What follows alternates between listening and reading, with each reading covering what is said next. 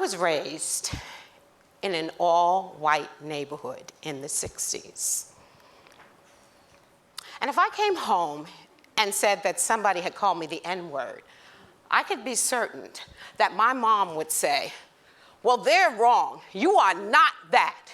You are as good as anybody else. And if I came home and said that somebody had said that I was not as good as a boy, well, I could be certain that my dad would say, don't listen to that. You can do anything those boys can do, even better.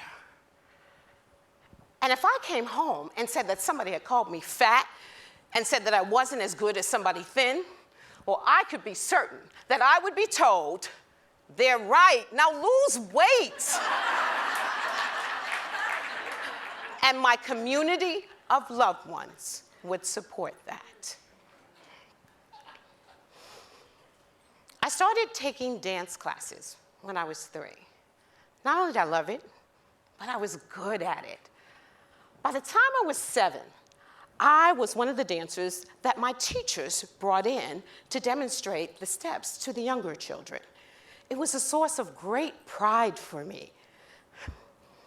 But when I turned 8, I started gaining weight. So one Saturday, I'm standing in front of the admiring 4- and 5-year-olds, head high, in position, ready to demonstrate the step. Mid-step, our beloved teacher looks in the mirror, turns to me, and screams, "You are getting so fat!" End of great pride. Beginning of self-hate. There were other dance classes, and I sang in choirs, and I wrote poetry, acted in plays. But looking in the mirror after that, I didn't see someone who had talent. I didn't see a beautiful black girl. I didn't see me. I just saw fat. So, up and down the scale I went. Hate what I saw in the mirror, eat to feel better. Feel bad about eating too much, eat to feel better. Lose weight, eat to celebrate. Gain weight, eat because I hated the fact that I couldn't keep the weight off. Hate the weight, eat to feel better. I was on an emotional roller coaster ride. There's so much talk today about this war on obesity, and I'd like to think that people are well-intentioned, that they're coming from this place of wanting us to love our bodies enough to want to take care of them. I said I'd like to believe that, but I can't, because wars, even metaphorical, create hate, not love. And this so-called war on obesity, it has created a normalization of looking down on anyone who's seen as overweight. It has created the opportunity for people to assume the worst of us, to offer unsolicited advice. Well, if you just tried the grapefruit diet, it worked for me.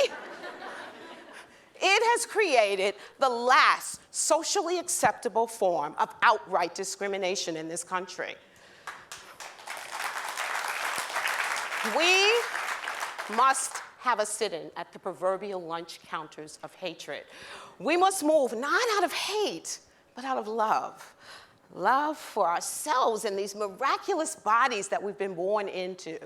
And love for our children who deserve to grow up in a world where body diversity and holistic wellness are celebrated. When I was in my late 20s, I just missed ballet so much. I had to take a class. No big risk, I thought. I'm never going to be a dancer at this point. So what if I'm significantly larger than everyone else in the class? My soul needs this. So there I am, poised again. And the teacher walks over to me, stands in front of me, and says, "You are very good. She saw me, not overweight me, not unworthy me, just me. And the weight of the hate got lighter in that instant. I started singing again. I started writing and acting. I started dancing again. You see, mirrors are not meant to reflect what we don't already believe about ourselves. And what I believe about me today is that I have a lot to offer the world. And making healthier choices, both emotionally and physically, result directly from me learning to love me.